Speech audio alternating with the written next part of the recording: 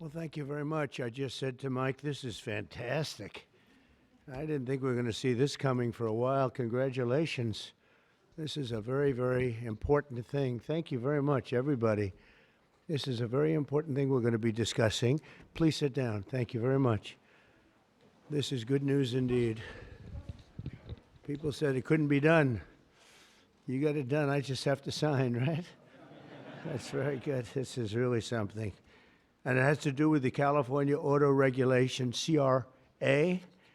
It's been a disaster for this country.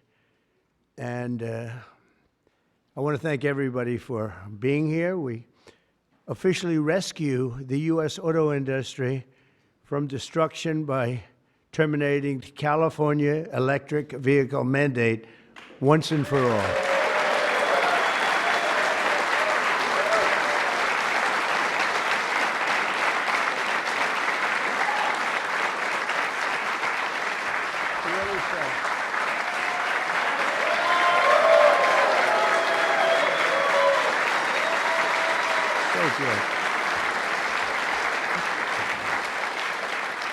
They said it couldn't be done, but boy, it's had us tied up in knots for years. And they'd pass these crazy rules in California, and it would be 17 states would go by them. The automakers didn't know what to do because they're really building cars for two countries. When you have 17 states, you're building cars for two countries. And I want to congratulate you all, the Senate, the House, the whole thing. It's incredible. I was going to sign a executive order and give it a shot.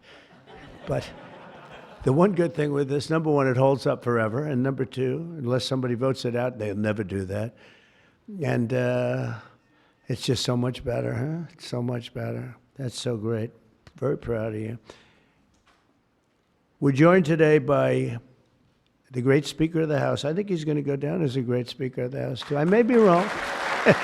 I may be wrong. Who knows? Who the hell knows? I think he is.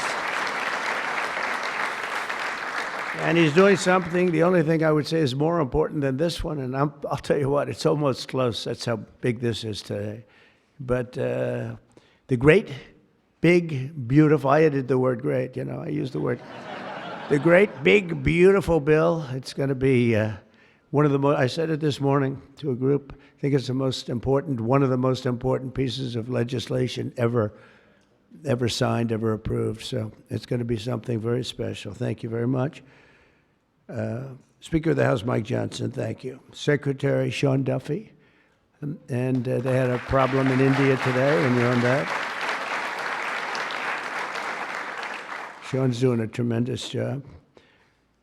Secretary Chris Wright, everybody said you'd never be able to get him. He's the most talented man, they say, in the oil and gas industry. I'll let you know in about 2 years if that's true.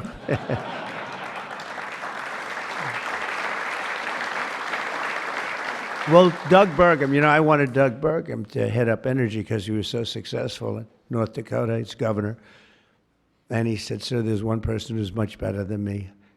I said, who? They said, Chris Wright. I said, who the hell is Chris Wright? I had no idea. Now everyone knows Chris Wright. He's going to be more famous than me. But he said, there's a guy named Chris Wright, and if we could get him, he'd be better than I am, sir. And if you know Doug, Doug's not here, is he?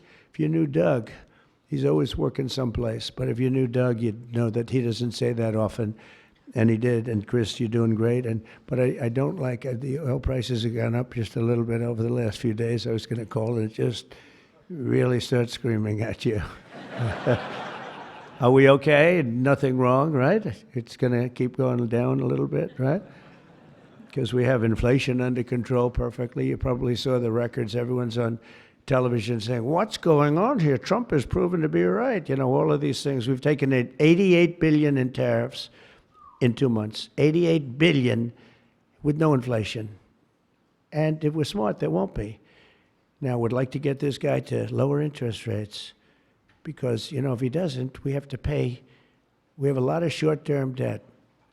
Obama gave it to us originally, and Biden carried it on. They like short-term. I like long-term cheap debt. But a lot of the debt comes through because Biden, well, he didn't do it. I'm sure he didn't know anything about it. But somebody approved short-term debt. It's all over the place, and it comes due starting very soon. And if we would lower the interest rates by 1 point, we'd pay about 1 point less. That's $300 billion a year. Can you believe it? 1 point. If he'd lower it by 2 points, we'd pay $600 billion a year less. That's for years, 10 years, 12 years, whatever we make it. But we can't get this guy to do it. And the fake news is saying, oh, if you fired him, it would be so bad. It would be so bad. I don't know why it would be so bad, but I'm not going to fire him.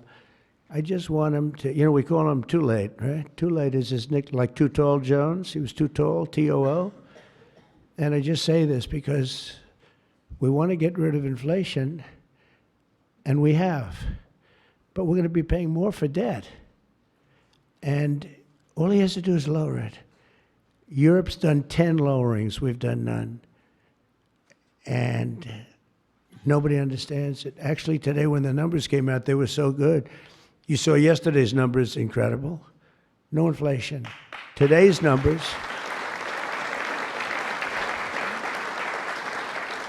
Today just came out, same thing, no inflation. They're all shocked. All these guys are watching from business, CNBC, and all of these different networks. Maria Bartiromo actually got it right. She's been getting it right for a long time, that one. I hope she's appreciated. And Joe Kiernan's been very good at CNBC, I must tell you, but other people aren't so good. But I will say that they can't believe what's happening. But if I could, because we can discuss, we get a lot of press, we get a lot of cameras rolling right now. Not that I like doing it, because I don't. But if we cut our interest by 1 point, for years, we save $300 billion. If we cut it by 2 points, we save, because it's pretty equivalent. We're going to spend $600 billion a year, $600 billion, because of one numbskull that sits here. I don't see enough reason to cut the rates now. And the problem he's got is that, and I explained to him, look, if inflation went up, cut your rates now. There's no inflation. We got it down. We got prices down. We got gasoline down. And you'll keep it going down. But gasoline's down. We drill, it's drill, baby, drill. That's why it's going down. But all that. But think of it. I said to him, he was in my office a couple of days ago. I said, if you think there's inflation, let's find out, because I think we're going to keep it down. I think gasoline's going to be so far down. Oil, energy, it's so much energy. We have so much energy, we don't know what to do with it. But let's say there was inflation in a year from now. Raise your rates. I don't mind. Raise your rates. I'm all for it. I'll be calling you. He'll be too late for that too. But raise your rates. You don't have to keep them up here. If it's going to go up, I'm okay with you raising, but it's down. And we're going out to financing. And I may have to force something. Somebody said, who's the genius that thought of that? I said, it's me. Unlike Biden, I stay awake at night thinking about how to save our country. He was much better at sleeping than me. He could sleep on a beach. He could sleep on a beach with cameras rolling. I can't do that. But I had an idea. I gave it. They said, we'll go short term for a year. Let this guy get out of office. Somebody will come in, cut it a couple of points, and we'll save ourselves $7, $8, maybe even $900 billion a year. What is he doing? Why doesn't he lower these rates? And with that, we'll get on to the California standard, which is a disaster, okay? So, Chris Wright, you're going to get the numbers down. Thank you very much. Lee Zeldin, one of the most important men in this room. He's the man. I get nervous when I talk to him. He's doing a great job. Nuclear, I say, okay, you can take 2 weeks for that approval. It used to take 20 years, then they wouldn't approve it. Now I say, Lee, nuclear, I'll give you 2 weeks for an approval. A coal-fired plant, you only get a couple of days. And oil and gas will give you a week, okay? Something like that. But he's doing it so fast, and we have so many plants being built right now. It's so beautiful to see. And one of the reasons they're coming here is because they have to produce tremendous, especially the AI, they have to produce beyond believable amounts of electricity. And they're doing, I said to them, I think this was more or less my idea. They didn't have the idea only because they didn't think a thing like this was possible. I said, as you build your plant, you're going to become a utility. And you're going to build a separate plant right alongside of it. You're going to build it. You're going to build a plant that produces electricity. And you'll produce it through natural gas, coal, nuclear. We don't want to produce it through wind because we don't feel like ruining 50 miles of beautiful plains and beautiful vistas. And but we want to produce it. You know, interestingly, China is opening up a coal plant every single week. But now I'm finding out it might be 2 plants every single week.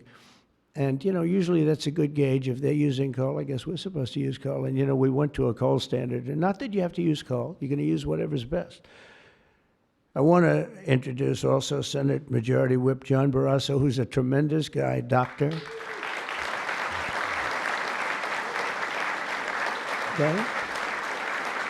And he is a tremendous guy, tremendously talented doctor. When I have a medical situation for the country, for myself, I haven't used him, but I might have to. Maybe I'll do that. If it's serious enough, I think I'd probably do that. But he's a tremendously talented gentleman who happens to be a senator and one that's very respected. Chairwoman Shelley Moore Capito, and congratulations. I just endorsed your son. Did you know that? I endorsed your son.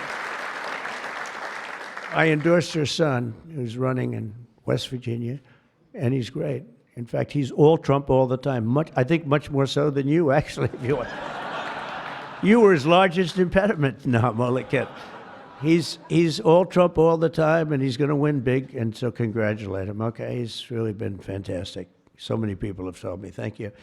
And House Majority Leader Steve Scalise, who's a brave man.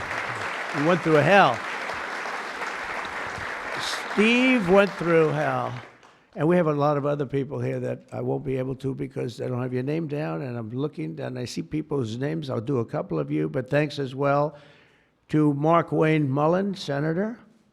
Mark Wayne, thank you. Stand up, Mark Wayne. Don't fight him. He's a serious fighter in a lot of ways, and he's a great guy, too. Thank you, Mark Wayne. Deb Fisher. Deb? Thank you, Deb. Good. Pete Ricketts, who's going to do very well in the upcoming election. Thank you. Thank you, Pete. John Husted, who's really moving along in Ohio. John, good luck. You're going to do well. All endorsed people. John Curtis, who's doing terrifically. John, thank you. Good job. They all say excellent. What can I tell you? Good job. And Bernie Moreno, who won a race that was not winnable. They all said it's not winnable. He won in Ohio. They said, you can't win that race. It's a waste of time. You're just wasting your time. Right, Bernie? Wasn't a waste of time, was it? Huh? And he won by like 5 points, too. Won by a lot. Along with Representatives Kevin Kiley, Vince Fong, Jay Obernolte, Doug Lamaffa, Darrell Issa. Where's Darrell? I haven't seen you in such a long time. Look at you. How good you look, huh? Good when you have those big margins. It's easier. John Joyce, great guy. John, thank you. Thank you, John. Dusty Johnson, Morgan Griffith, Troy Balderson, Troy from a place called Ohio, and he played very cute at one time, but then he got, boy, I'll tell you, he's become a good politician. Where is Troy now? Where I haven't seen him used for years. I endorsed you early when he was early and younger, but you still look young, and you've done fantastically good. Good work, really good work. Claudia Tenney, New York. Claudia, thank you, Claudia. John James, John James. I don't know. You know, he's running for governor, but I'm not sure I'm happy about that, John. Do we have somebody good to take your seat? Because otherwise we're not letting him run for governor. We can't. You have somebody good, right? Okay. As long as you like them, they'll win. Tracy Mann. Tracy, thank you very much. Thank you very much. Appreciate it. Michael Baumgartner. Michael. Thank you, Michael. Good job. David Rouser. Thank you. Glenn Grothman. Hi, Glenn. Thank you very much, Glenn. Brett Guthrie. Brett. Thank you, Brett. Rudy Yackham. Thank you. Thank you, Rudy. And I want to thank you all. There's some additional people in the room, but we have to get back to this. Is like so big. This is a big one. Under the previous administration, the previous administration, I could go point after point, everything they did, open borders, men playing in women's sports, transgender for everybody, let's go transgender. What a group of people you had over there. They must have hated our country. Under the previous administration, the federal government gave left-wing radicals in California dictatorial powers to control the future of the entire car industry all over the country, all over the world, actually. Because they have to build a car. They can't build 19 different cars called the same thing. And really, it was all over the world what was happening. They approved Governor Gavin Newsom's ridiculous plan to impose a 100% ban on all new gas-powered cars within a very short period of time. Think of this. You couldn't buy any other car except an electric-powered car. And in California, they have blackouts and brownouts. They don't have enough electricity right now to do the job. And countrywide, you'd have to spend $4 trillion to build the firing plants, to be able to, they call them a lot of things, charging plants, firing plants. $4 trillion you'd have to spend. In the Midwest, they built 9 of them. 9 individual, it's like a pump, just like a pump, except instead of gas, electricity comes out. They built 8 of them. $9 billion they spent for 8 little hoses, $9 billion. Now, I'm sure they could have done it for about, 1/1000th of that, but even if they did, it's unaffordable. They approved Governor Gavin's ridiculous, it's so ridiculous. By the way, if I didn't bring the military in, Los Angeles would be burning down right now. It'd be burning just like his damn houses burned down because he didn't have the water that he should have had. He had so much water. They have so much water. We had to send in the military to free up the water. And we did that right after the fires. We told them to do it in the first term. But just like that ridiculous plan, this is a plan to ban, think of it, a plan to ban 100, and they call it the 100% ban on all new gas-powered cars and abolish 75% of the gas-powered trucks. 75%. The trucking industry saw me. They said, sir, it doesn't work. Number one, the trucks are so heavy. They're 2.5 times heavier than a diesel-powered truck. So one of the big truckers owns 28,000 trucks, big company, tremendous company. He said, I go out of business immediately. I'm not going to play games. He said, did you explain these things to the government officials? Like the truck weighs 2.5 times more than a regular truck, a gasoline-powered diesel. And he said, based on that, we have to rebuild every bridge in the United States of America because it wasn't designed to hold cars and trucks that heavy because the batteries are very heavy. They're, probably lead, but they have a lot of things in those batteries that weigh a lot. But it's 2.5 times. It's a simple number, 2.5 times. And if you want to do this, you have to spend trillions and trillions of dollars on rebuilding every bridge in the United States, and I guess throughout the world, because they do follow us. And the big rig buses and even cement trucks, they want to abolish certain categories of truck, but they want to go 75% of all of these trucks have to be abolished almost immediately. The time is just crazy. And they don't go far. Another little problem. With a tank of diesel, you can go from New York to Los Angeles if you want to go to Los Angeles right now. But New York to Los Angeles, and you can go back a little bit. With the electric truck, you'll stop approximately 6 times. Enjoy your stop. And the truckers saw me, and I said, did you just explain this? Because this is like, if you explain it, if a person's reasonable for that, he said, we explained it, they didn't care. They said, we're going all electric. They can't be stupid, because anybody that can cheat on elections like them is not a stupid person. But they must hate our country. But I said to this big trucker, he said, sir, I've been buying trucks my whole damn life. He's a rough guy, smart guy. He said, I got thousands of them. I've been buying them for 50 years. And every single year they got better.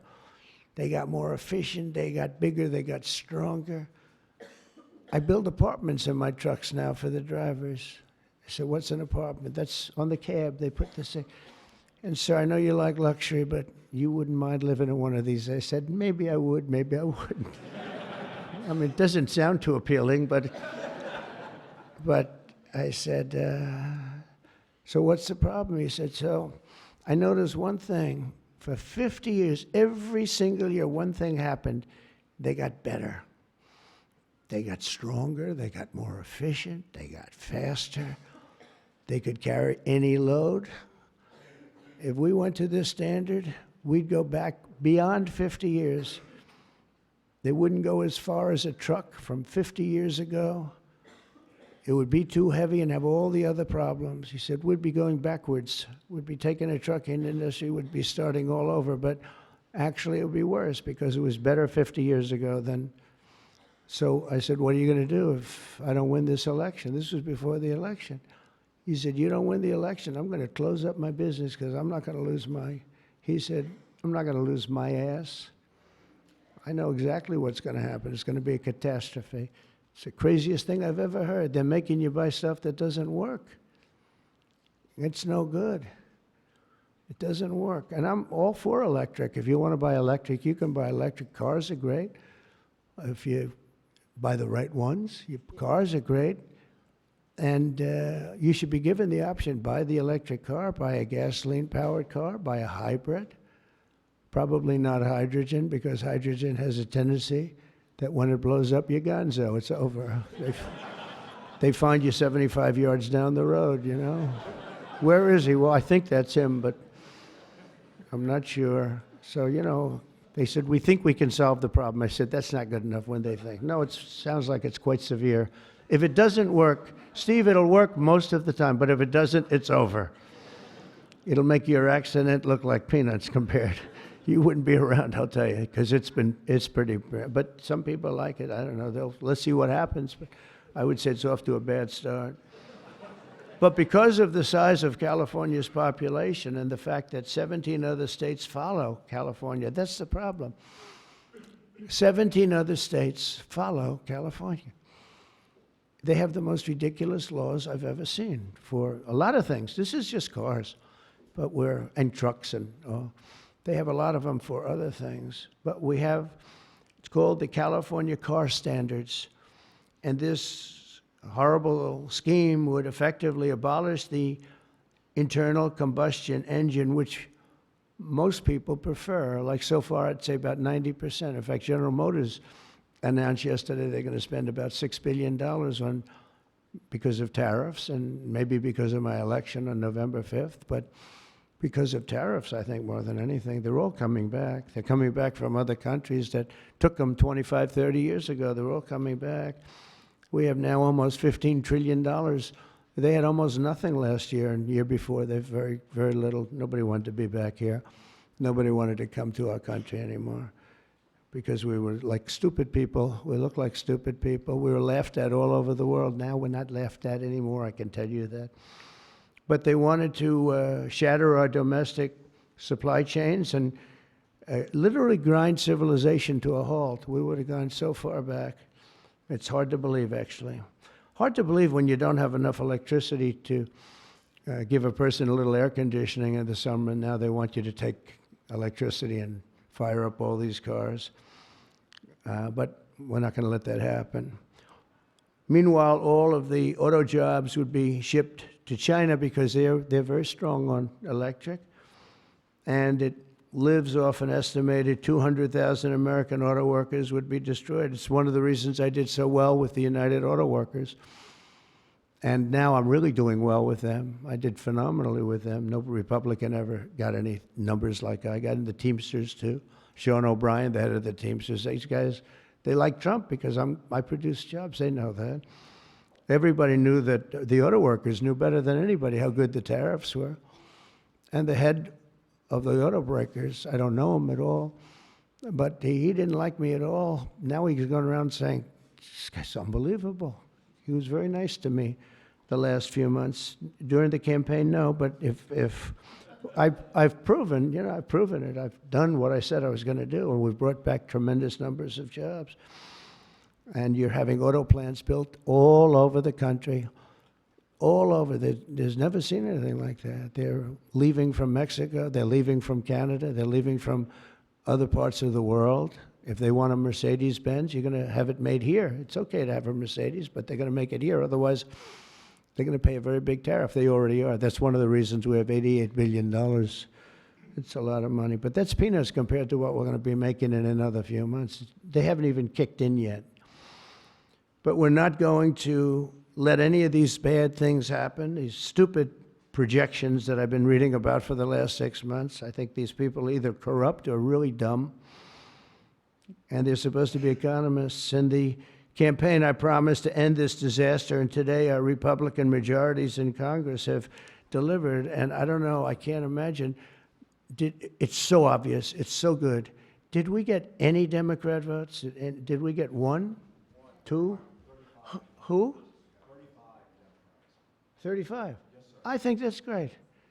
I think that's great. You got 35 Democrats. 35, yes, sir. I think that's great. That, as far as I'm concerned, one in the Senate. On something that's so good. But who is the one? Well, I shouldn't have asked. I congratulate her. I don't care. I think it's great. It's very interesting. Why did I ask that question, Mr. Smith? But in a few moments, I'll sign 3 pieces of legislation that will kill, totally kill. You can't do anything about it. They can't take us to court. They can't do any of the things they can do with the executive orders. And it's permanent. I'll sign 3 pieces of legislation that will kill the California mandates forever, and they're never coming back. Now, the auto companies are the most happy because now they're going to be designing and building one auto. It will be much cheaper. It's a much less expensive. They were showing me, one of the most respected people was showing me that to save a little, like a half a glass of fuel, cost them thousands of dollars with new computers and stop it. The engine has to stop and then turn on and blah, blah, blah. And I said, does it work as well? No, it's terrible. It's terrible. And that's to save a little bit of fuel, this much fuel that Chris Wright can produce with one extra little oil well someplace, right?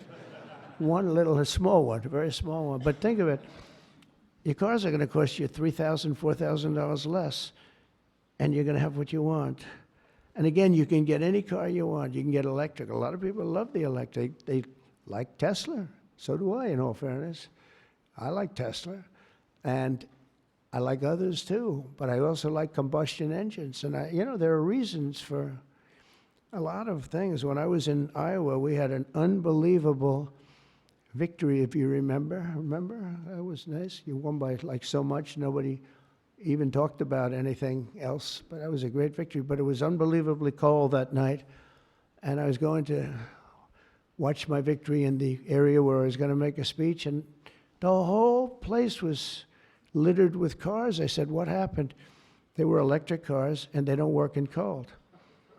I said, I didn't know that. And they don't work in extreme heat either. Other than that, they're wonderful. But No, but if you're in a cold climate, how do you do that? But they're electric cars, and I noticed that, and then I didn't pay much attention because we won by about 65 points, so I was more interested in that. But I do remember that scene. I said, what the hell is going on over here? This historic action will also help us reduce inflation and bring down the price of automobiles and electricity very, very substantially. We're building massive electricity right now. It's already started because of that guy right there, Lee Zeldin. By far the most important man in the room, Mr. Speaker. Stand up, Lee.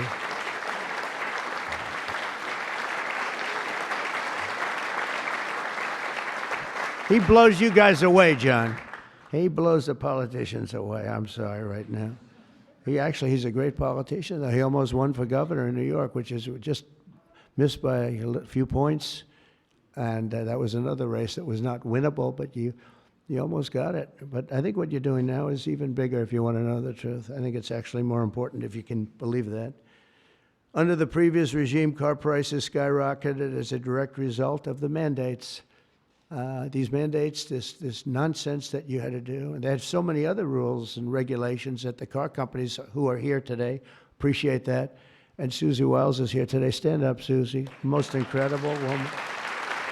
Most powerful woman in the world, they say. She's the most powerful. She was rated the most powerful woman in the world. Susie Wiles. One phone call and a nation is destroyed. She could destroy 5 nations with 5 calls, and she's doing a great job. More importantly, right? Doing a great job. There's nobody like.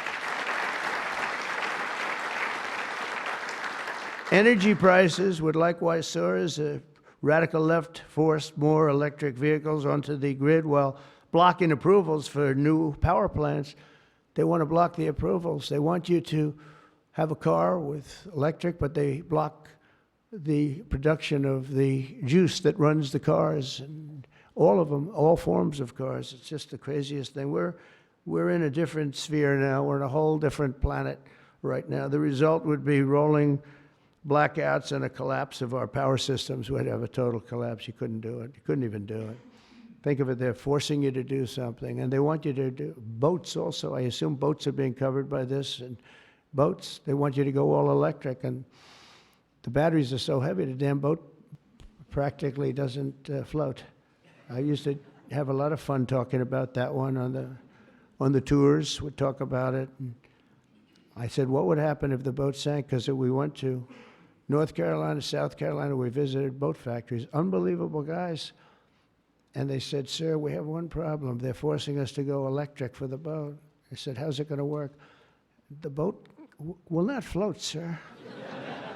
It's so heavy, and it won't go fast, and lots of other.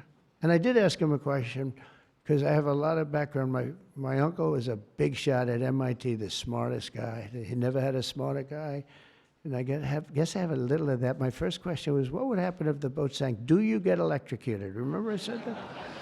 And I used to be decimated by these people back here, right? I used to be decimated. They'd say, what kind of a crazy question is that? So I'm actually serious. What happens if you're an electric boat and the boat is going down? You're in trouble, Susie. And I used to say, remember, I'd get decimated. The audience loved it, but the press would laugh at it. I said, so if I have my choice of going down or jumping 5 or 6 yards away from the boat, but there's a shark there, what do I do? You know what I said? I'd rather be electrocuted. I said, I'll take electrocution every single day. But actually, he said, nobody's ever asked me that question, sir. He makes boats. Nobody ever asked me that question. That's really an unusual question. He said, and honestly, I don't have the answer. He wasn't able to. I said, don't worry about it. If I win, you won't have to worry about it. But today we're saving California, and we're saving our entire country from a disaster. Your cars are going to be thousands of dollars less money. And even the ones that, if you buy electric, we're not going to make you do certain things that are just a waste of money and just time-consuming waste of money. They make you do things that are no good for anybody, make the car worse, and make it much more expensive. Over the past 5 months, our administration and Republicans in Congress have fought for the American auto worker and for Teamsters and for, by the way, right to work. We have them all. We have, we just call them just workers. We fought for workers like no one has ever fought before. I understand that. It's why we won. We won with workers. We won with young people. I just saw with TikTok, I was #1 on TikTok in its history. Can you believe that? So I guess I like TikTok. That's why they're saying, are you saving? And we probably will save TikTok, actually. But on my first day in office, I ended the Green New Scam and abolished the EV mandate at the federal level. We abolished it, which is basically that everybody will be driving an electric car within a very short period of time. Now I know why Elon doesn't like me so much, which he does, actually. He does. And he never had a problem. It's very interesting. This is not something new. This has been there from day one, Speaker, right? We're going to abolish the EV mandate. And Elon still endorsed me because, honestly, he never, ever spoke to me about that. And I used to say, I'm amazed that he's endorsing me because that can't be good for him. I'm abolishing the EV mandate. And I once asked him about it. You never talked to me about that. He said, well, as long as it's happening to everybody, I'll be able to compete. It was a very interesting answer. I thought it was a very honest answer, to be honest with you. And I talked about it, incredible. You would have thought he would have been, from day one, you got to make sure you don't do the EV mandate, the abolishing, and never did. Very honest in that sense. And he did say to me, I actually asked him because it was like really strange how I'm with him. He's very, a friend of mine, and he makes electric cars, and we're saying you're not going to be able to make electric cars, or you're not going to be forced to make all of those cars. You can make them, but it'll be by the market, judged by the market. And that's what he said. He said, as long as I'm on the same plane as everybody else, we're going to do good. We make a better product. I said, that's very cool. It's very cool. That was my answer. After that, he got a little bit strange, but I don't know why, over much smaller things than that. As part of the One Big Beautiful Bill, we'll also further slash the funding for the Green New Scam. As you know, it's the greatest scam in history, saving American taxpayers hundreds of billions of dollars. The windmills are killing our country, by the way. The fields are littered with them, junk. They're littered with them. And they get older, and they get rusty, and they get bad, and they get... This is other countries also. It's the greatest scam in history. It's the most expensive energy you can buy. They're ugly. A friend of mine comes from Minnesota. He's been in New York. He hit it big. He's a very successful guy, actually. And he wanted to go back, see his mother who's not well. And he went back to Minnesota. Hasn't been back there in 20 years. And he said, it's unbelievable what happened. He said, I'm driving down a highway and up a certain road, and the most beautiful fields. I remember them so well. And I was so looking forward to seeing them again. And I looked at them, and they had windmills all over them, these horrible, horrible structures. A very smart guy, this guy. He said, these ugly, horrible things. And he said, it was so bad, I actually drove back to see it because I couldn't believe it. Before I even got to my mother, I drove back. I said, how much do you like your mother? But no, it hurt him to see it. He said, I looked at this field that was one of the most beautiful places in my own mind and imagination that I've ever seen. And I said, it's littered with this garbage. It looked like a junkyard, he said. And then you get different manufacturers, and they don't look alike, and they're not painted alike, different colors. You have, even if they're white, one's a beigey white, one's a darker white, one's a lighter white. And then they start to rust after 4 or 5 years. And then they start to wear out, and nobody takes them because you're not allowed to bury the propellers, the props, right? You can't bury the props for some reason. I don't know why, but they say that you can't bury a certain type of fiber, and if it goes in the ground, we're all going to die. It's what bullshit this is, okay? They can't bury. So what they do is they leave them up. If you go to Palm Springs, California, take a look. You go into this beautiful community. Before you go, it's like you're riding through a junkyard. Windmills all over the place. Tall ones, short ones, dead ones. They're all dead. Some are hanging over by a thread. They never take them down. They just leave them there, and they start to rust. It's one of the greatest scams, and it's also the most expensive energy. And the environmentalists say, oh, we love wind. It sounds so good, but it's a horrible thing. Environmentally, it's a horrible thing. I say that to you. It's wind, and we are going to have virtually no, one mandate we have, we're going to natural gas, nuclear. Nuclear, we just had a big signing with nuclear, making it easier, safer, and better. It's really, I would say, probably more than any other form of energy that's come about. It's been amazing what's been done. It's very safe, very good, and very inexpensive. But we're not going to let windmills get built because we're not going to destroy our country any further than it's already been destroyed. You go and look at these beautiful plains and valleys, and they're loaded up with this garbage that gets worse and worse looking with time. It starts when the rust comes. 4.5 years, it starts to rust. And it's very expensive to paint them.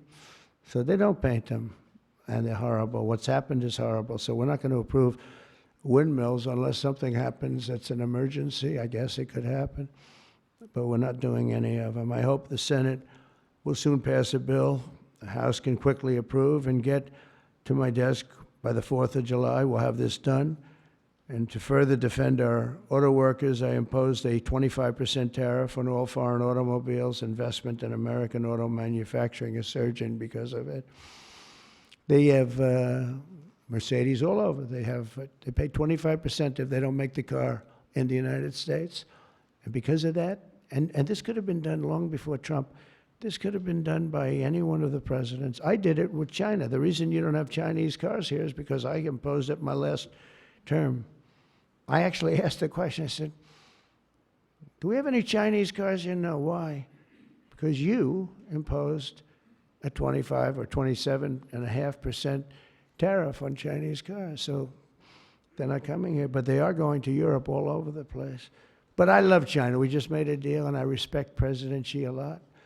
And we made a deal that's good for both countries. The deal we made with China, good for both countries. Going to be a lot of money made, and it's going to ultimately open up China, which is the ultimate thing. And I'm going to be working with President Xi. We had a long talk about it.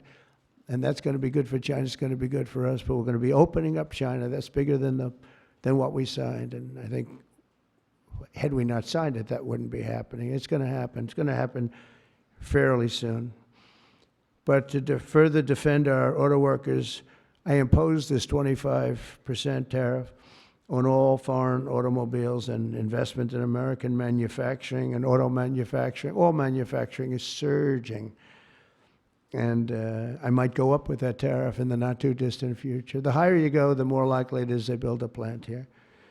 Ford has just announced that it's going to invest $500 million in some of the things involved in what we just did. General Motors is going to spend $4 billion. They just announced that yesterday. Stellantis announced that it's going to reopen its Belvidere assembly plant. That's good. I know the plant very well. Had a lot of problems. They're going to spend $5 billion. And Hyundai announced that it will invest $21 billion in America. They wouldn't have invested 10 cents if we didn't have tariffs, including for manufacturing American steel, which is doing great. American steel is doing great now because of what we did. You wouldn't have, if I didn't put tariffs on steel, they were dumping steel. China and a lot of other countries were dumping steel in our country. Garbage steel, dirty steel, bad steel, not structurally sound steel, real garbage, but it was still there, lots of it. And if I didn't put tariffs, I put 25 and 50% tariffs on steel, right? John James would put tariffs on steel, and we were doing great with steel. Now we're really doing great. A big investment is being made in Pennsylvania. You've been reading about it. They're going to spend $17 billion on U.S. steel. And all the steel workers wanted it. And we have a golden stock. We have a golden share, which I control or President controls. Now, I'm a little concerned whoever the president might be, but that gives you total control. It's 51% ownership by Americans. And we have a company, a great company, Nippon. They're coming in from Japan. They're going to spend $17 billion. And somebody said, well, what happens if it doesn't work out? I said, they spent $17 billion. We can't put it on a trailer and drive it to Japan. This is a steel mill. You know, some businesses you can move. You move your office, and that's where the business is. With this business, they're spending 17, think of that, 17 billion. They're going to have them all over the country. I want to introduce several of the great Americans representing the millions of people whose livelihoods we're saving with today's action. I just can't tell you how incredible this action is, because nobody thought, this was one that I wasn't so, I would have rather had it than almost anything, but I was told by everybody, except that guy right there, that you couldn't get it. Bill Kent runs a chain of family-owned convenience stores that opened in West Texas in 1957, known as Kent Quick. And Bill, if you could come up and say a few words about what the signing means to you, please.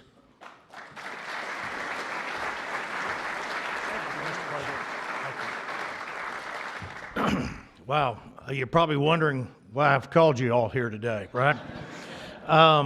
What a great day. From my perspective, I'm in the convenience store and petroleum marketing business, and what this does is it gives us freedom. It gives the consumers freedom to pick what kind of car they want, but more importantly for us, it gives us the ability to plan going forward, because with mandates, we were forced to have to look at putting in infrastructure that frankly is extremely expensive and doesn't give you any return.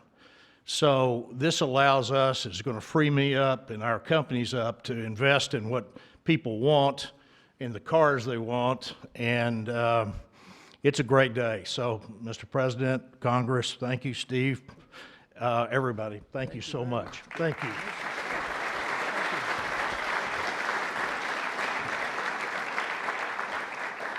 And a friend of mine for a long time is John Hess. He's one of the top CEOs in the country, and he's now the CEO of Hess Corporation, one of the biggest oil producers, and he's a fantastic person with great knowledge of the subject matter.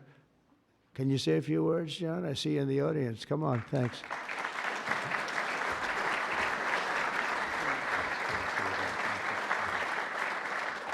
Hi, I'm John Hess, and CEO of Hess Corporation, a proud producer of oil and gas in North Dakota and the Gulf of America. And so you all know,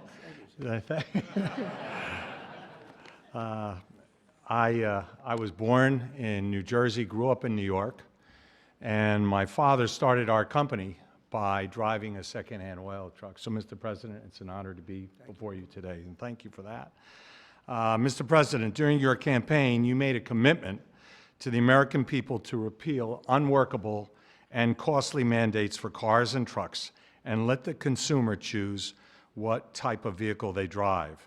Today, with the bipartisan support of Congress, you're making good on that promise.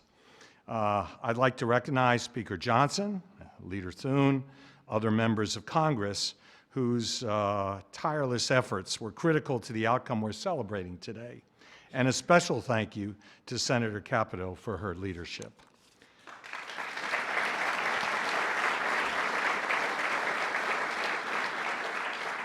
This announcement today is about consumer choice and affordability for American families. It's also about making our country auto industry more competitive, Mr. President, and you said that very eloquently. As you know, Mr. President, one-size-fits-all policies like those adopted in California do not work. America, in every state, every American should be able to choose what they want to drive, not the government. We as a country would be basically leaning into our competitive advantage with this repeal on oil and gas. Oil and gas are a strategic industry for our country, underpinning energy dominance, economic prosperity, and national security. We are truly energy independent. So, Mr. President, on behalf of Hess Corporation, on behalf of the oil and gas industry, and every family across our country, thank you for your courageous leadership and your commitment to consumer choice and energy affordability. Thank you very much.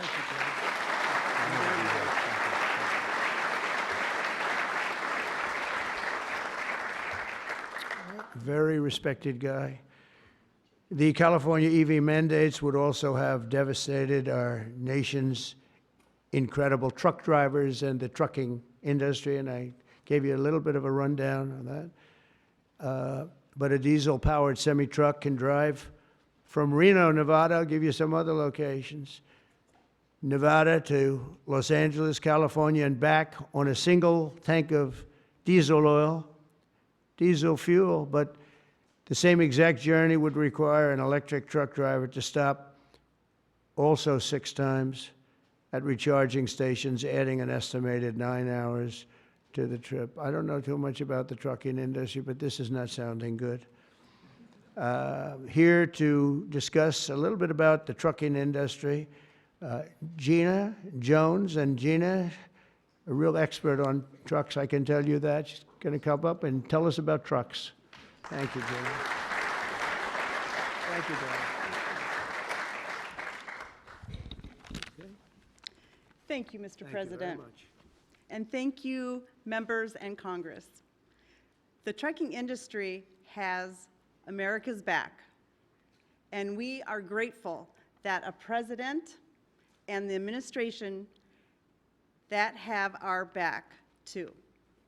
Today, trucks are 99% cleaner than a generation ago. We need great partners in government to continue that process. We cannot allow one state's regulations to disrupt our entire nation's supply chain.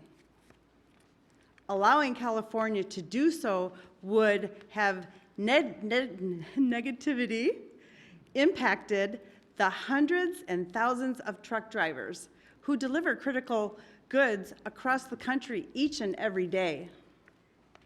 In order to deliver for American families and businesses, we need realistic national standards. With the signing of this resolution, Mr. President, you have delivered the leadership that trucking industries need. Promises made, promises kept. On behalf of the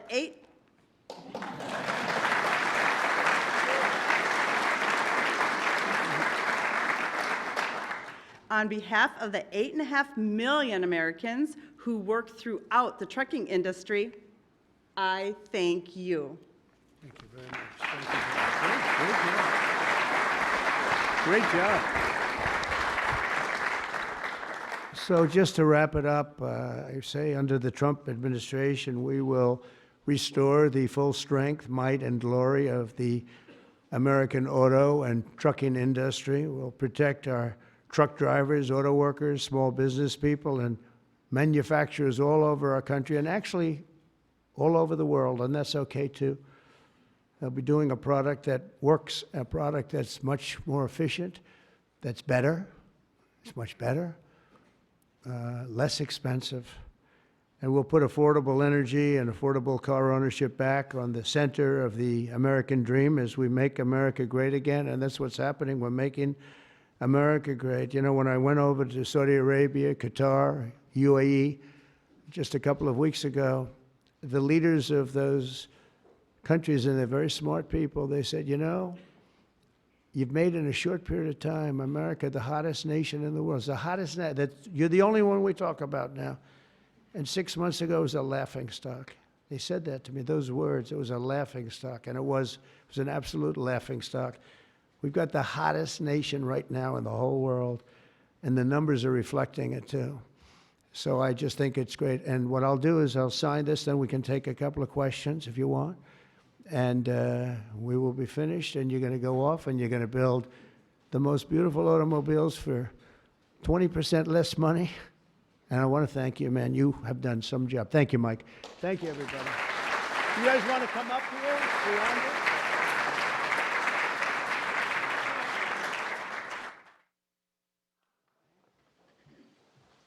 Come on, surround it.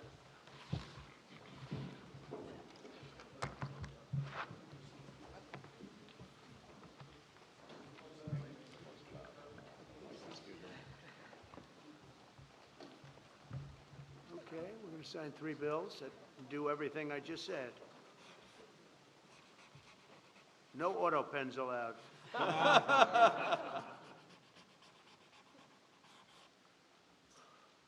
for you. Keep that mic.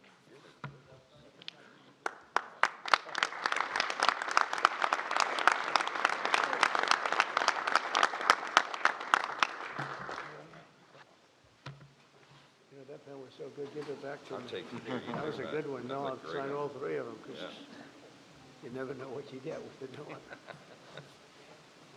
Number 2.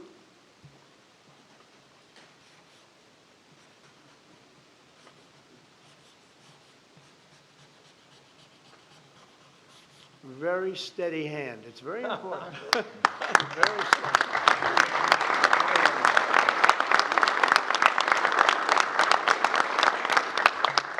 Only a steady hand can sign like that, right? Absolutely. Right? I've been told that, actually.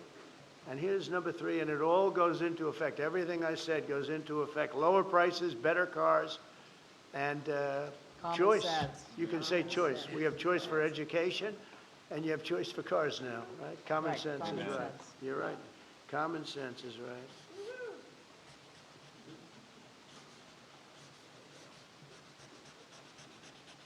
Okay, now I can give you the pen. And I'll give you these. Shelley? They'll let you sign. Congratulations, John. Okay, you'll take these. Pass these around, fellas. Where's John James for his father? Yeah, you have one, John? Yes, sir. Pass them around. Okay, everybody, there's a few extra, you're gonna take them and give them to some of the people. Okay?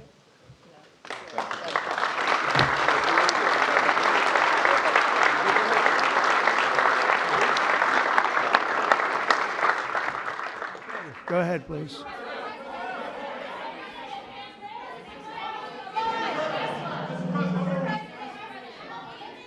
All right, Brian, yeah, please. Yes, sir. I have some very close friends who run some of the largest auto dealerships in Southern California, the Brooksnack Automotive Group. Good. Their message to you, they're 100% behind you right now. They know they're going through some soft sales period. It's true. They're in it for the long haul. What's your message to thousands of auto dealerships across this country that are kind of navigating through this tariff? Yeah, they're going to do better than ever before. They're going to sell cars in America at levels that they've never even thought of before. And they're going to make more money than they ever made before. It's going to be great. They're going to be selling a better car, too. It's going to be a better product. And they're behind you 100%. I know. I know that. They have been behind me, right? They knew it was right. They've been asking for this for 25, 30 years, in all fairness. No, they're very happy. I told you the Auto Workers Union, we got tremendous votes. But they like me today even better than they did on Election Day on November 5th, because they see the results now. They're all happening. And yeah, and they have plants moving in, Brian. A lot of plants are moving in. Thank you very much for that question. Yeah. Was Governor Gavin Newsom trying to kill the auto industry then? Oh, he was killing the auto industry. I don't think he knew it. I think he's a guy who he's just got a faulty thought process. You look at that train. The train is the most. I've seen people, stupid people with cost overruns for years. I've watched where something would cost twice as much or 3 times, but this thing is costing 20 times more. It's the most incredible disaster I've ever seen. That's one. The cars are just as bad. Everything's bad. And now you have this situation. So his own sheriff, who's a good man, by the way, said 2 days ago or 3 days ago that we could not have done this without the military. They were going to take over this whole, they couldn't have done it. Now today they got him to change his tune. He said, oh, I think we could have handled it. It's so sad. He was so honest. I was using his quote all over the place, and they got him to change. But he knows. Los Angeles would be right now burning to the ground, just like the houses burned to the ground. It's so sad what's going on in Los Angeles. Think of it.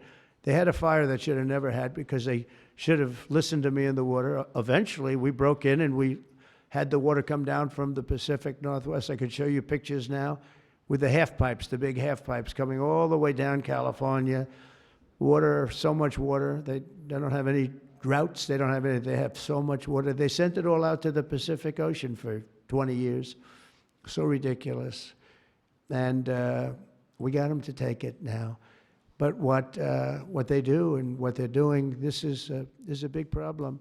And what they really want to do is keep criminals because they're trying to protect criminals. Sanctuary cities are a disaster in this country.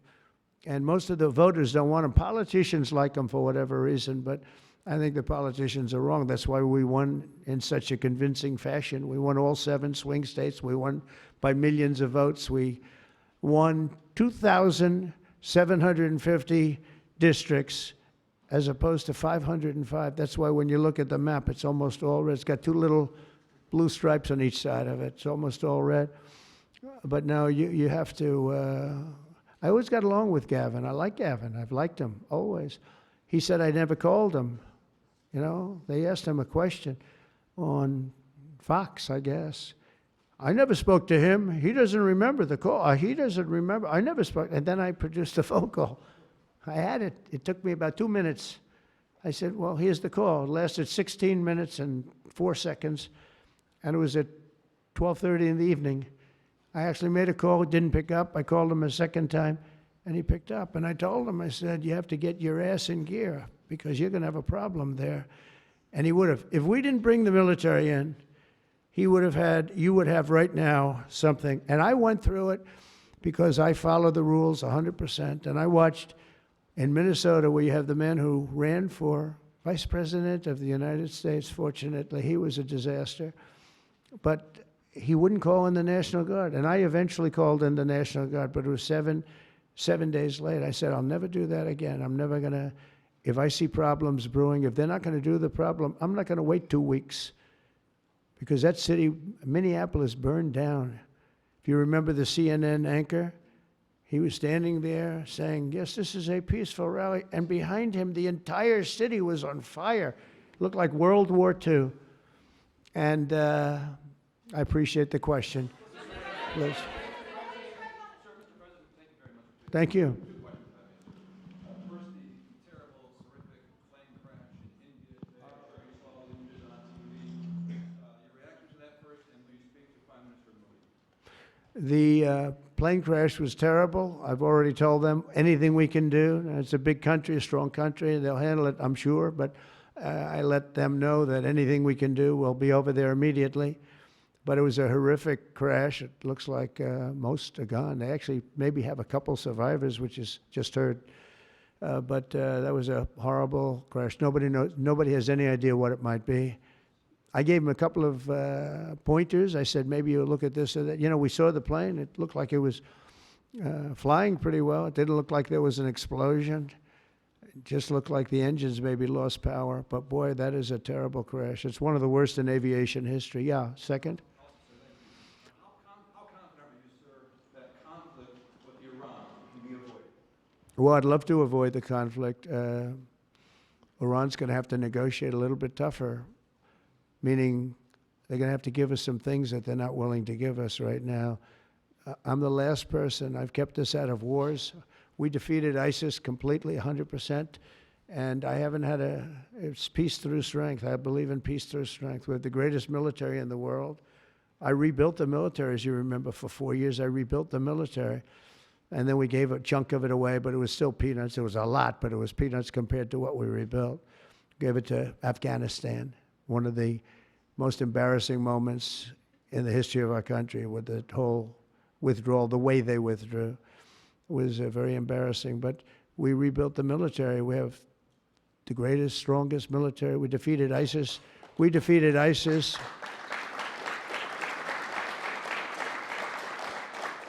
We defeated ISIS in 4 weeks. It was told to be 5 years. It was going to take 5 years, anywhere from 4 to 5 years. We did it in 4 weeks, with, by the way, headed by the general who's now the head of the Joint Chiefs of Staff. That's why he's there. He said it would take 4 weeks, and he did it in 4 weeks. He did actually a little bit faster. So we have a great country, and we're going to keep it that way. And when it comes to Los Angeles or other cities, if we see other cities are gearing up, and these people are agitators, they're paid, they're professionals, they're insurrectionists, they're troublemakers, they're all of those things, but I believe they're paid, and we're going to find out through Pam Bondi and her great staff, her great people at Justice, who they are.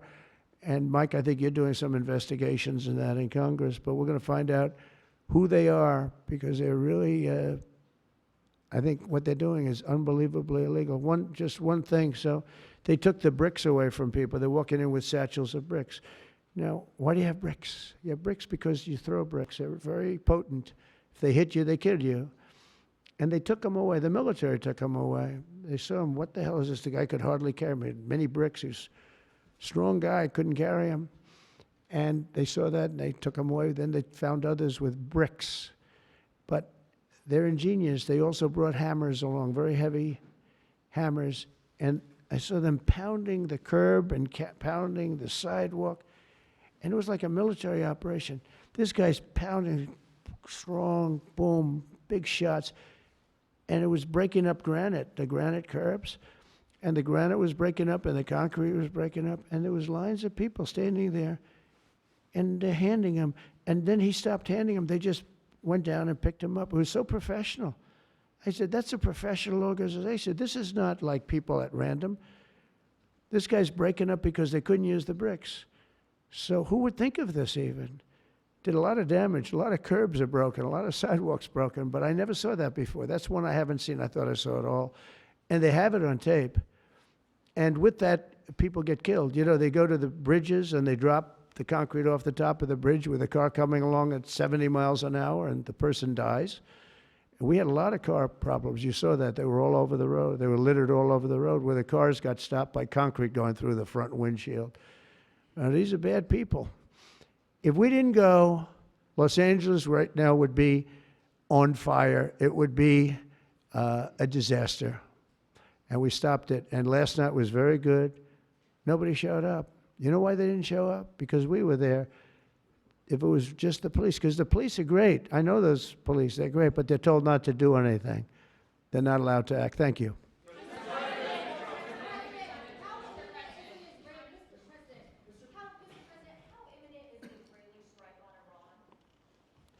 Well, I don't want to say imminent, but it looks like it's something that could very well happen.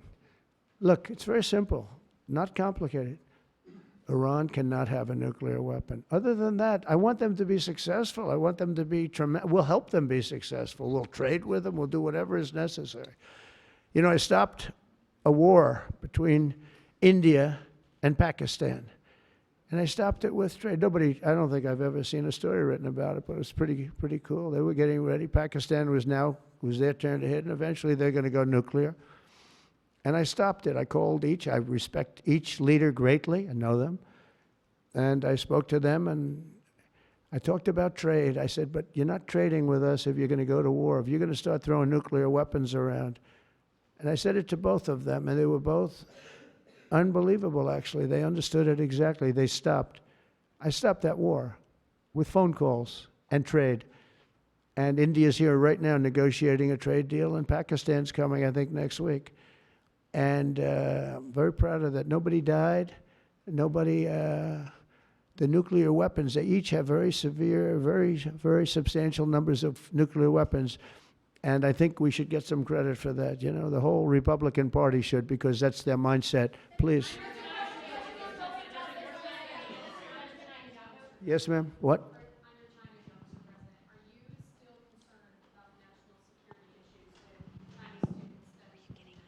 Look, I've always been in favor of students coming in from other countries. That includes China.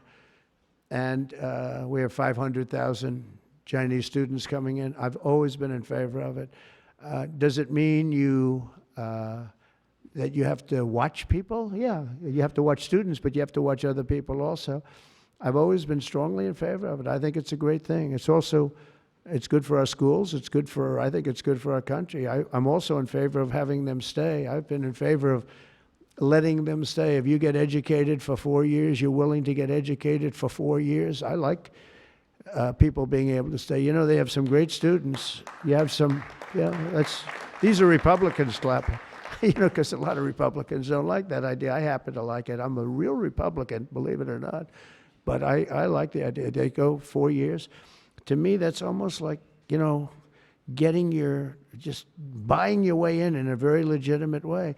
And, you know, you have stories where Apple wants to hire somebody and they can't hire him because he can't stay. He went to a great school. He finished first in his class. They made him a big offer. And everything's done, but he has no idea whether or not he's going to be able to stay.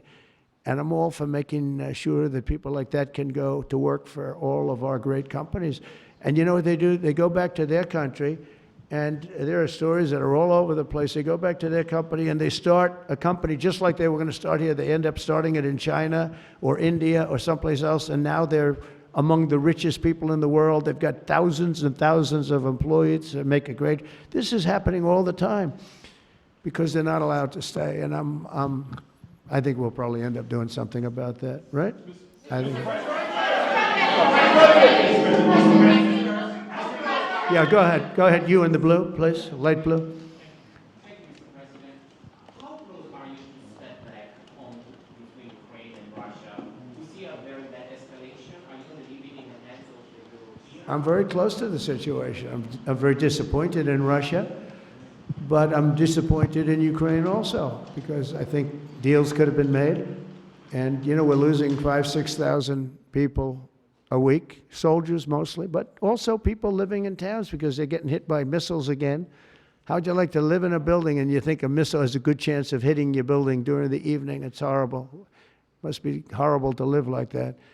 But, I mean, we'll get it, but it's, I'm disappointed that it's not done.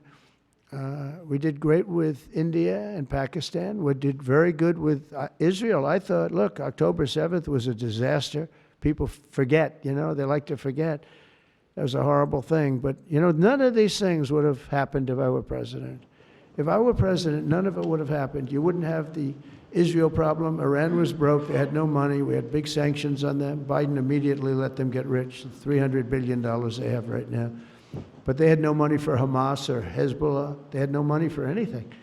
It was perfect. We wouldn't have had inflation that was caused by oil, Chris. The oil price went through the roof. It was also caused by their spending, but it was caused more by oil than anything else. The oil went so high, got close to $100 a barrel. And that cost, and that also kept the war going with Putin, because at $100 a barrel, that was a big money-making experience. But now it's down to where it's not so good for them anymore. No, it's very important to get that solved. That's a bloodbath. That's a terrible bloodbath that's going on. Yeah, please, go ahead. Following up your question, answer on India and Pakistan, first talking the war between them. India says that they cannot talk to Pakistan unless Pakistan takes actions against terrorists. I mean, we're going to get those two getting together, you know? I told them, India and Pakistan, they've had a long time rivalry over Kashmir. And I said, I can solve anything. I'll be your arbitrator. I will be your arbitrator. I can solve anything. And I started the first question, how long has it been going on? They said, 2,000 years. I said, oh, that's a problem. Maybe I'll take it. Mr. President. When I heard 2,000 years, I said, maybe I'll have John Hess solve that problem. Mr. President, will you punish Israel for striking Iran? Peter? Thank you, President Trump. I have two. First, on immigration. What made you change your mind about targeting in California farmers and people in the hotel and leisure business? Well, we're not targeting. In fact, if you look today, I put out a statement today about farmers. Our farmers are being hurt badly by, you know, they have very good workers. They've worked for them for 20 years. They're not citizens, but they've turned out to be, you know, great. And we're going to have to do something about that. We can't take farmers and take all their people and send them back because they don't have maybe what they're supposed to have, maybe not. And you know what's going to happen and what is happening? They get rid of some of the people because, you know, you go into a farm and you look and people they've been there for 20, 25 years and they've worked great and the owner of the farm loves them and everything else. And then you're supposed to throw them out, and you know what happens? They end up hiring the people, the criminals that have come in, the murderers from prisons and everything else. So we're going to have an order on that pretty soon, I think. We can't do that to our farmers, and leisure too, hotels. We're going to have to use a lot of common sense on that. And my other question about the Middle East, as the Israelis apparently gear up for some kind of an attack, a possible attack on Iran, are you trying to talk Netanyahu out of doing that, or are you so against Iran having a nuclear weapon that you're okay, he does his thing because it is not an American war? Yeah, it's a very fair question. Look, I want to have an agreement with Iran. We're fairly close to an agreement. We are fairly close to a pretty good agreement. It's got to be better than pretty good, though, but it's got to be, I'd much prefer an agreement. As long as I think there is an agreement, I don't want them going in because I think that would blow it. Might help it, actually, but it also could blow it. But we've had very good discussions with Iran.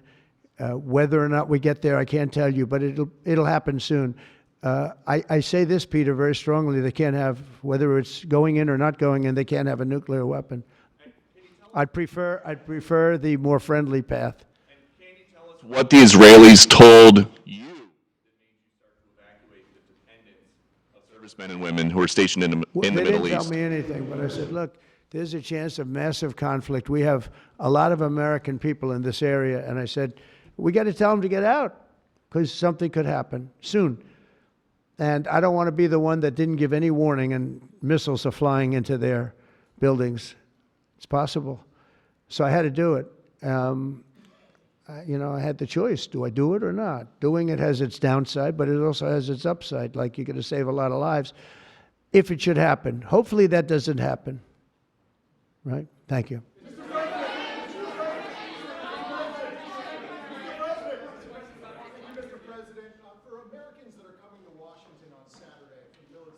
It's going to be a great day. What would you like folks to take away from that day? What would you hope that they would remember? And also, Mr. How great President, our country is, and how strong our military is. We have the strongest military in the world. You know, it's very interesting. 3 weeks ago, it was the end of world anniversary, end of World War II, and I called France, and Macron, who's a good man, I said, "What are you doing?" He goes, "We're celebrating World War II, our victory." I said, "Your victory? Your victory? Tell me about that." And then I called somebody else, and I happened to speak to President Putin at the time. Now, in all fairness to him, he lost 51 million people, and he did fight. Russia fought. Sort of interesting, isn't it? He fought with us in World War II, and everybody hates him. And Germany and Japan, they're fine. You know, someday somebody will explain that, but I like Germany and Japan too. But Putin is a little confused by that, you know. He said, we lost 51 million people and we were your ally, and now everybody hates Russia and they love Germany and Japan. I said, let's explain that sometime, okay? But it's a strange world. But I will say this, look, I want them to go away saying how great our country is and how great our military is. And I was making all these calls. For some reason, I spoke to like 4 different places. Sir, are you celebrating? And I said, you know, we won World War II and World War I, right? We won them. And yet we're the only country that doesn't celebrate. Everybody's celebrating except us. And I said, we should celebrate too. several No Kings protests planned across the country on Saturday as well. What are your thoughts on those? What do they call it? No King? No Kings. I don't feel like a king. I have to go through hell to get stuff approved. A king would say, I'm not going to get this. A king would have never had the California mandate to even be talking to him. He wouldn't have to call up Mike Johnson and Thune and say, fellas, you got to pull this off, and after years we get it done. No, we're not a king. We're not a king at all. Thank you very much. Go ahead. Yeah, go ahead. Sir, Go ahead. Mr. President, sir, you made a lengthy posting today on Truth Social about Senator Rand Paul. Do you expect to see him at the picnic tonight, sir? I do. I look forward to seeing him, actually. I like him. He's the hardest vote in the history of the U.S. Senate to get. Probably won't get him, but he's a very tough vote. I mean, he's a very tough vote. He's always been a friend of mine. You know, I endorsed him and got him elected. I got him elected twice. But I don't think he understands how great this bill is. This is a great bill. No tax on tips, no tax on, the Social Security payments. It's unbelievable what happens. No tax on overtime. You work overtime, no more tax. It's so, those are big, but they're minor compared to the big things. Taxes reduced. And let's look at the other side. If it doesn't get approved, a 68% tax increase, 68%, including the fact that the Trump tax cuts kick in. But it's a 68% tax increase and many other bad things. I don't even want to, some of them are so bad I don't even want to talk about them. I think it's one of the greatest bills we'll ever pass in this country. And I think that Leader Thune and this gentleman right here, what he's gone through on this with, we started off with a majority of 1. Now I guess we have 7. So it's like easier, but it's really sort of 3. It's 7, but it really equates to 3, right? And we have great support. I mean, I can't tell you, I can't guarantee, but when you have a majority of essentially 3, where you can't lose anything more than 3 votes, and you get it passed, it's pretty amazing. And I think it's going to haunt the Democrats because most of the bill is common sense. It's tax cuts, it's border wall funding, it's military funding properly spent. It's all things that are like common sense. They're all good. There's nothing tricky about it. It's basic stuff. And we don't intend on getting one, think of it, not one Democrat vote in the House. Mike, not one. Maybe somebody will come along. I don't know how they can run for office. So many different things. We're gonna, very important, Medicare and Medicaid are gonna be strengthened, not hurt. They're using fake narrative. Oh, no, they're going to be strengthened. We're going to strengthen them. They're going to destroy them because under their policies, Medicare and Medicaid go away. Social Security under them is going to be devastated. With us, it's going to be kept, but much stronger than before. And very interestingly, I saw this and I proved it because for 4 years, I never hurt Medicare, Medicaid, or Social Security. I've already been there. But they're going to destroy Medicare, Medicaid, and Social Security. They're going to wipe them out, in my opinion, because their policies are so bad, the country will have no money to pay for them. We're going to make them stronger than ever before. Thank you very much, everybody.